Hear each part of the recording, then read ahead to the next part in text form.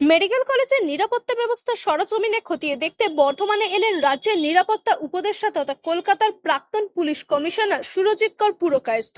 জেলা শাসকের অফিসে নিরাপত্তা সংক্রান্ত বিশেষ বৈঠক ও বৈঠক শেষে বর্ধমান মেডিকেল কলেজ ও হাসপাতালে পরিদর্শনে যান তিনি।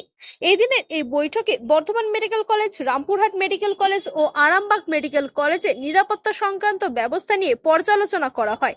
স্টেট সিকিউরিটি অডিট কমিটির সদস্যরা এদিন তিনটি জেলা শাসক, প্রশাসনিক আধিকারিক, তিনটি মেডিকেল কলেজের আধিকারিক সহ জুনিয়র ডাক্তারদের নিয়ে বৈঠকের পাশাপাশি বৈঠকে উঠে আসা বিভিন্ন সমস্যাগুলি নিয়ে বিস্তারিত আলোচনা করেন। বৈঠক শেষে বর্ধমান মেডিকেল কলেজ ও হাসপাতালে পরিদর্শনে যান রাজ্যের নিরাপত্তা উপদেষ্টা সুরজিৎ কর পুরকায়স্থ।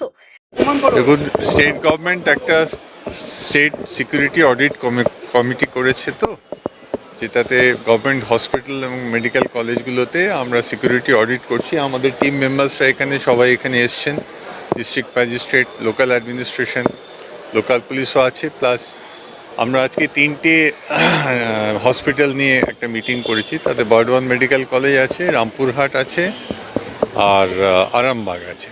তো জেনারেলি তাদের যে সমস্ত ইস্যুস আছে আমরা ডিসকাস করেছি সবার সাথে। তাতে যত স্টেক হোল্ডার্স আছে, administration plus doctors, junior doctors সবাই এসেছিলেন।